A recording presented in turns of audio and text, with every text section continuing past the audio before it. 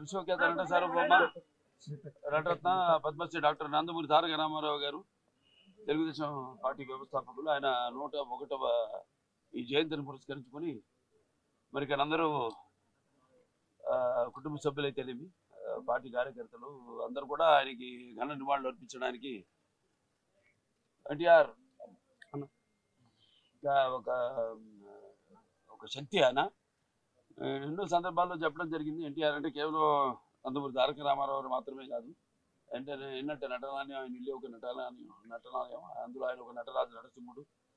Tea అంటే తారామండలంలో తారక ధ్రువ తారకుడు, are అంటే రాజర్షి రారాజు, రాజకీయ దురంధర యుగంధరుడు, రమణీయ రమ్య కమనీయ సౌమ్య గుణధాముడు అని. అలాగే ఆయన మొత్తం మొదటి నుంచి కూడా చూస్తే ఆయన ఈ జీవిత ప్రస్థానం ఒక మామూలు రైతు కుటుంబంలో పుట్టి, అలాగే ముందు అవకాశం వచ్చాడు కూడా కాదు అని ముందు చదువుకే ప్రాధాన్యత ఇచ్చి ఆయన చదువు పూర్తి చేసుకున్నాక మరి చలనచిత్ర ప్రవేశంలోకి అడుగు పెట్టడం జరిగింది.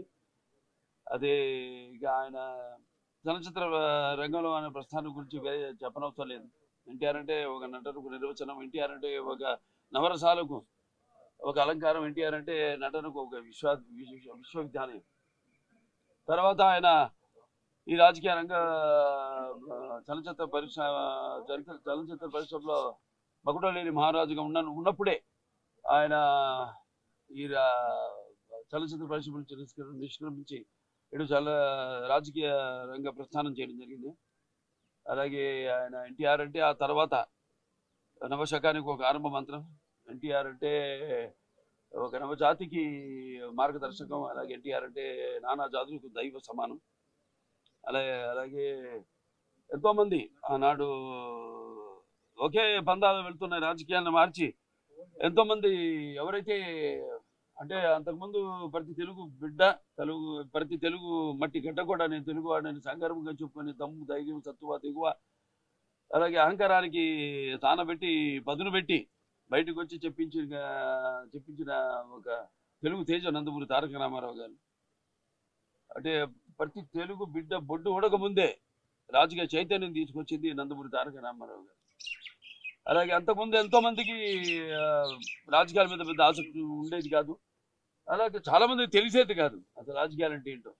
అటువంటిది ఒక రాజకీయ చైతన్యం తీసుకొచ్చి కేవలం రాజకీయాలకు కొంతమందికే పరిమితమైన ఈ రాజకీయాల్లోకి అటు డాక్టర్లు అయితేనేమి, లాయర్లు అయితేనేమి, గ్రాడ్యుయేట్లు అయితేనేమి, పోస్ట్ గ్రాడ్యుయేట్లు అయితేనేమి, అలాగే అభిమానులు అయితేనేమి అందరూ కూడా రాజకీయాల్లోకి తీసుకొచ్చి మరి అంతవరకు ఈ యొక్క అధికారంలో ఉన్న పదవులకు దూరంగా ఉన్న బడుగు బలహీన వర్గాలు అయితేనేమి, వెనకబడిన తరగతులు, అలాగే తాడిత పీడిత కులాలు అయితేనేమి, మైనారిటీలు అయితేనేమి అందరూ కూడా తీసుకొచ్చి సాధారణంగా ఆహ్వానించి అధికారంలో ఉన్న పదవులతో అలంకరించిన మహానుభావుడు నందమూరి తారక రామారావు గారు.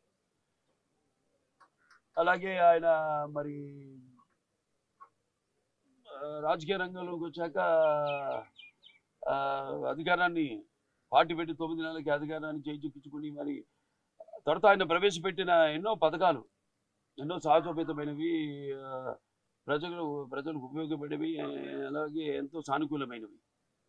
ఎన్టీఆర్ రాజకీయాలకు రాకముందు, ఎన్టీఆర్ రాజకీయాల్లోకి వచ్చాక ఆయన ప్రవేశపెట్టిన పథకాలు వాటిని ప్రవేశపెట్టి అమలు పరుస్తూ ముందుకు వెళ్ళడమే తప్పితే ఇప్పుడు ఉన్న పార్టీలకు మన రాష్ట్రంలోనే కాదు దేశంలో కూడా చూసినా మనం ఒక విప్లవాత్మకమైన సంస్కరణలు అయితేనేమి,